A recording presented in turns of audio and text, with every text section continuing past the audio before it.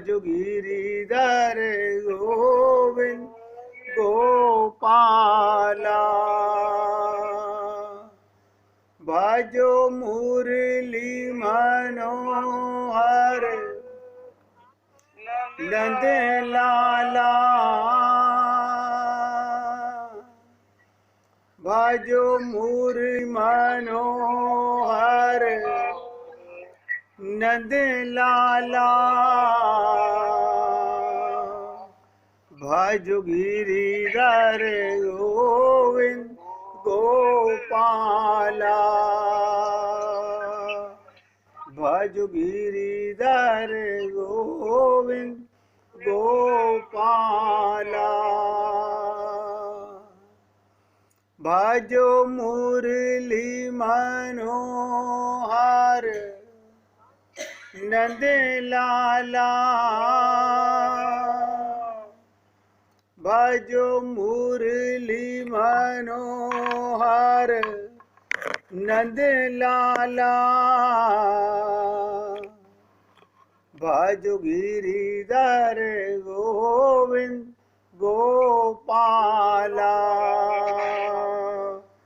भजो गिरिधर गोविंद गोपाला। बोलिए वृंदावन बिहारी लाल की जय जय श्री राधे। जय जय श्री राधे। सभी भक्तों से निवेदन, बहुत एकाग्रचित होकर सत्संग के प्रत्येक शब्द को हृदयंगम करने का प्रयत्न करें। करीब करीब आधा मास निकलने को जा रहा है। आज 14वीं पासुर की कथा है। इस गोदा गीतावली के अंदर हम रोज आपसे निवेदन करते हैं कि अगर व्यक्ति चाहे तो अपना कल्याण अवश्य कर सकता है। और ये भी सत्य है कि प्रत्येक जीव भगवत प्राप्ति करना चाहता है, क्योंकि वो आनंद को चाहता है। लेकिन हम बार बार आपसे निवेदन करते हैं, हम केवल आनंद नहीं चाहते, हम प्राकृतिक आनंद भी चाहते हैं, सांसारिक सुख भी, और दिव्य आत्मा का सुख भी चाहते हैं।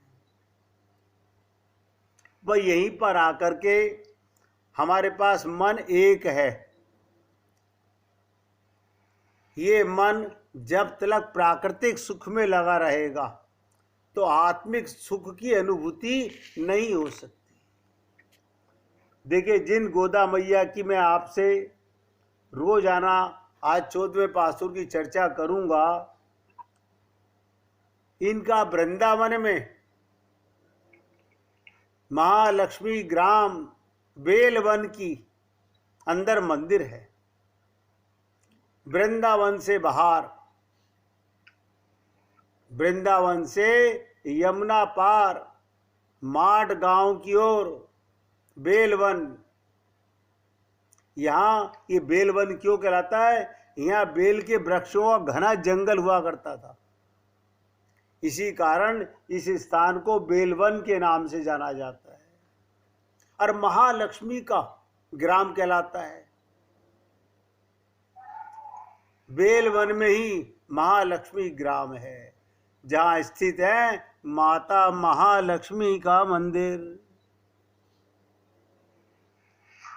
इस स्थान पर माता महालक्ष्मी आज भी, एक एक शब्द पर ध्यान दीजिएगा, आज भी गोपी भाव पाने के लिए तपस्या कर रही है।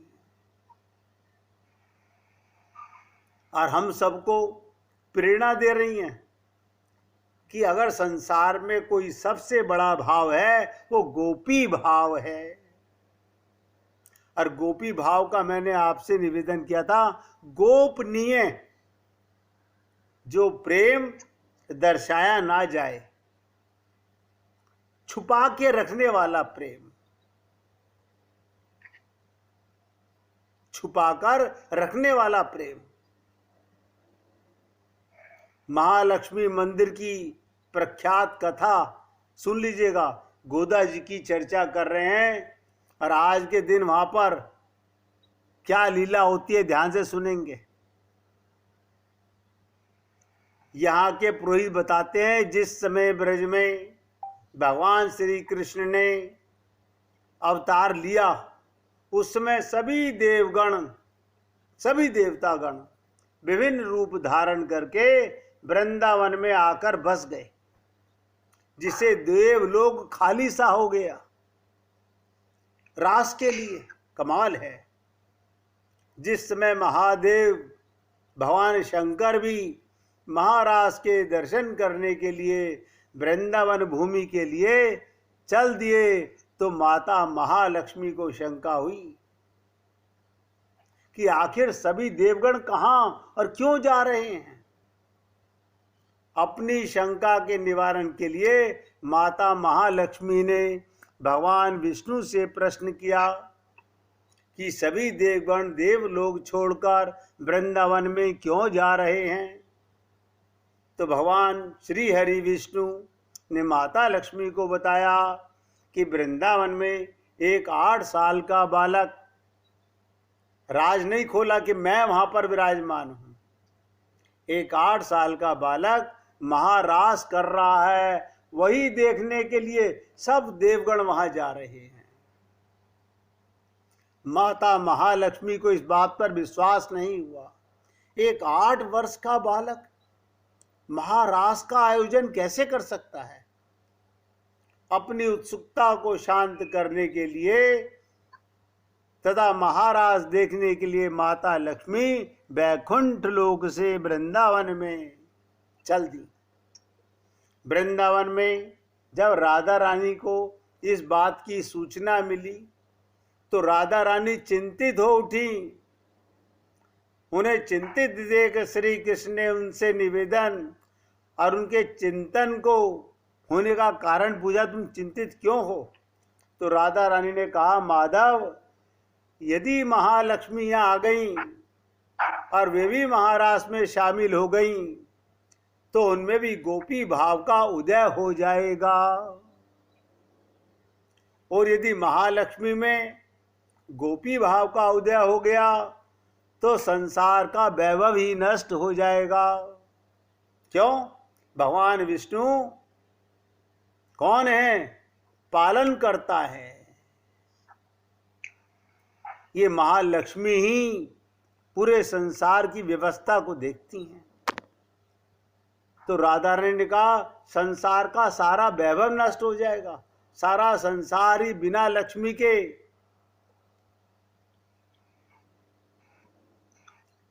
विहीन होकर, वैभव विहीन होकर वैरागी बन जाएगा। और यदि ऐसा होगा तो संसार कैसे चलेगा। माधव आप कैसे भी करके मां लक्ष्मी को वृंदावन में आने से रोकिए। माता महालक्ष्मी जब वृंदावन के पास बेलवन पहुंची तभी वहां श्री कृष्ण एक ग्वाल बाल का रूप लेकर प्रकट हो गए। भगवान अनंत रूप धारण कर लेते हैं। उन्होंने माता महालक्ष्मी से पूछा, आप कहाँ जा रही हैं। माँ लक्ष्मी जी ने कहा, मैं उस 8 वर्ष के बालक को देखने जा रही हूँ जिसके लिए सभी देवगण वृंदावन में आए हैं और उसके आयोजित महारास में शामिल होने के लिए स्वयं महादेव भी वृंदावन आ गए। ये बात स्वयं भगवान कृष्ण से लक्ष्मी जी कह रही हैं, मैं भी उस बालक के साथ महारास का आनंद लेना चाहती हूँ। ग्वाल रूपी श्री कृष्ण ने कहा, आप वृंदावन नहीं जा सकती हैं।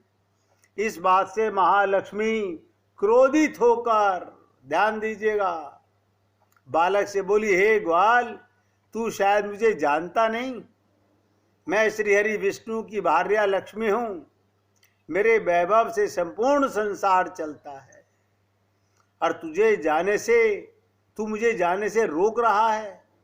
तब ग्वाल रूपी श्री कृष्ण बोले, हे देवी, आप अपने इस क्रोध के साथ महारास में प्रवेश नहीं कर पाएंगी।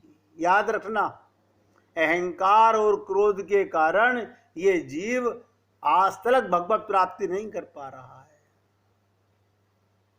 महारास में प्रवेश पाने के लिए आपको इन सब का त्याग करके अपने अंदर, ध्यान दो, गोपी भाव लाना होगा, तभी आप महारास में प्रवेश कर सकते। गोदा जी ने लक्ष्मी गोदा के रूप में अवतार लेकर क्या कहती हैं, हे जीवो, सबसे बड़ा भाव है गोपी भाव भगवान को पाने के लिए। और आप रोज सुन रहे हैं, महालक्ष्मी वहीं पर बैठ गोपी भाव की प्राप्ति के लिए तप करने बैठ गई। कुछ समय पश्चात ग्वाल रूपी श्री कृष्ण ने महालक्ष्मी से कहा, देवी मुझे भूख लगी है, कुछ खाने को दीजिए। महालक्ष्मी ने कहा, मेरे पास तो यहाँ भोजन के लिए कुछ भी नहीं है। फिर महालक्ष्मी ने अपनी साड़ी से अग्नि उत्पन्न कर ग्वाल रूपी श्री कृष्ण के लिए खिचड़ी बनाकर दी। महालक्ष्मी पर वहां तप कर रही हैं, आज भी ग्वाल रूप में श्री कृष्ण उनके पास बैठे दिखते हैं। देखिएगा, भगवान एक रूप से महालक्ष्मी के साथ उस बेलवन में, महालक्ष्मी मंदिर में आज भी विराजमान है ग्वाल के रूप में, तथा उन्हें खिचड़ी का भोग लगाया।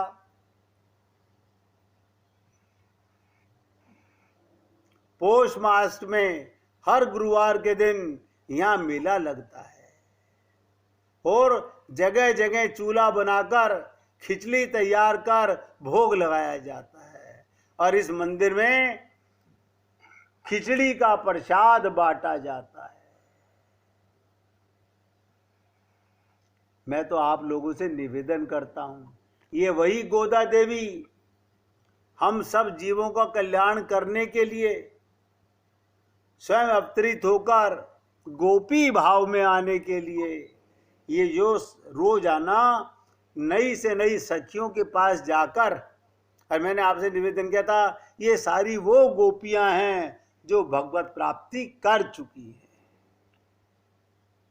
जो 24 घंटे भगवान का रसास्वादन करती रहती हैं। आज इस 14वें पासुर में ध्यान दीजिएगा, आज इस 14वें पासुर में गोदा जी योग लता सखी के पास अपने सभी भक्तों को, जीवों को लेकर इन सारे व्रत अनुष्ठान के कार्य में स्वयं नियमन करूंगी, सब प्रबंध कर लूंगी। और योग लता ने कहा था, मैं घर घर जाकर सबको जगाऊंगी, परंतु इसके कथन के अनुसार योग लता ने कुछ नहीं किया। दूसरी सखियों को जगाने की बजाय स्वयं अपने ही घर में सोई पड़ी है। योगलता सखी को ही जगाने की बात की चर्चा गोदा जी इस गाथा में, आज के इस पासुर में कर रही हैं। मैंने आपसे निवेदन किया, इनको क्यों जगाना चाहती हैं? क्योंकि शिष्य का काम है, भक्त का काम है, किसी संत का संग करके ही भगवत प्राप्ति की जा सकती है। तो गोदा जी योगलता से बोली, सखी योगलते दिन निकल आया। राधे राधे भैया, दिन निकल आया पर तू अभी तक सोई पड़ी है। योगलता दिन निकल आया, इसका क्या प्रमाण है? देखिएगा, तो गोदा जी कहते हैं, तेरे महल के पीछे वाले बाग की बावड़ी में कमल खिल गए हैं और कुमुद मुकुलित हो रहे हैं। दिन निकलने का क्या ये स्पष्ट प्रमाण नहीं है? तो योगलता, तुम क्या मेरे बाग में जाकर देखा ही कि कमल खिल गए हैं और कुमुद मुलकित हो गए हैं? अभी तो धूप भी नहीं निकली है। तो गोदा जी कहती हैं, कमल तो काल पाकर खिल जाते हैं, धूप निकलने के आश्रय में वे खिले ये नियम वे नहीं रखते, वे तो प्रातः काल होते ही खिल जाते हैं। योग लता गोदा जी से कहती है, मैं खूब समझते हूं, तुमने ही उन कमलों को जबरदस्ती खिलाया है, विकसित किया है। श्री गोदा जी कहती हैं, तेरे बाग की बावड़ी तो राजा को रानी के समान है, यह सूर्य अम्पशैया है, ये जगत साक्षी सूर्य से भी अपने को छिपाने योग्य है। भक्त के हृदय में 24 घंटे प्रकाश रहता है। जो भगवत प्राप्ति कर चुका उसके हृदय में 24 घंटे प्रकाश रहता है। ऐसी अवस्था में हम उन कमलों को विकसित और कुमुदों को मुकुलित कैसे कर सकती हैं? ये इन सखी के ना उठने से गोदा को वैराग्य हो गया, इसलिए भेदभाव से तेरे बाग की बावड़ी कहती है। बहुत ध्यान से सुनिएगा। योग लता कहती है कि कमल विकसित हो गए, पर मैं मान लेती हूं, पर प्रातः काल होने का कोई और भी तो चिन्ह होगा, कोई और भी तो। अब देखिएगा, आप और हम लोगों को लगता है हम सुबह नींद से जाग गए, हम लोग क्या कहते हैं, हम तो जागे हुए हैं। सत्य मायने में क्या आपको ये अनुभूति होती है कि हम जागे हुए हैं? जागने का मतलब होता है आत्म जागृति, 24 घंटे आत्म जागृति रहे, बस इसे जागना कहते हैं। और यूं तो देखिए, सभी संसार में सुबह आंख खुली तो कहते हैं सवेरा हो गया, हम जाग गए हैं। ये जागना नहीं है। संत महात्मा यही चाहते हैं कि प्रत्येक जीव जब भगवान को पाने का अधिकारी है तो जाग क्यों नहीं जाता, उठ क्यों नहीं जाता, अपने मूल मकसद जिसके लिए ये मानव चोला मिला है वो क्यों नहीं कर लेता।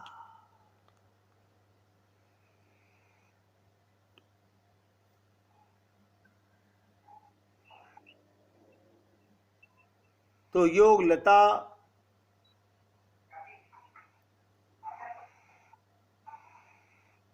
कहती हैं कि मैं मान लेती हूं, पर प्रातः काल का प्रमाण तो बताओ कोई। तो क्या कहती हैं गोदा जी, शिव की उपासना करने वाले ब्राह्मण भी अपने देवता की आराधना का समय हो गया, वे भी जग गए हैं तथा मंदिर की चाबी और शंख पुजारियों को देने जा रहे हैं। ये ब्राह्मण अपने को ब्रह्मचारी सिद्ध करने के लिए गेरू के चूर्ण में रगे हुए वस्त्र धारण करते हैं।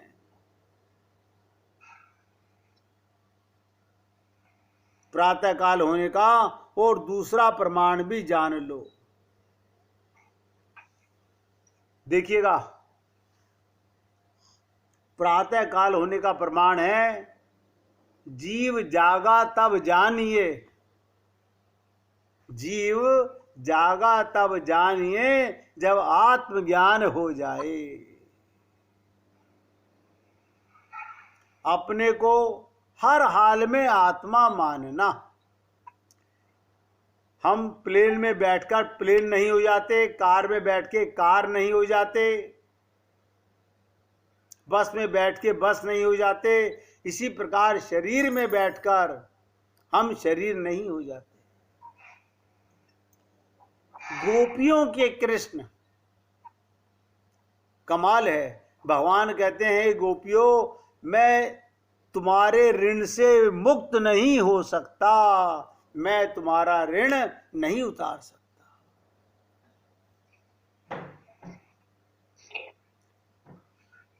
गोदा जी बता रही हैं कि 5 कृष्ण की अनन्य भक्त सखियां थी। एक दिन वे वन में बैठी हुई फूलों की माला गूंथ रही थी और प्रसन्न चित्त होकर श्री कृष्ण की बातें किए जा रही थी।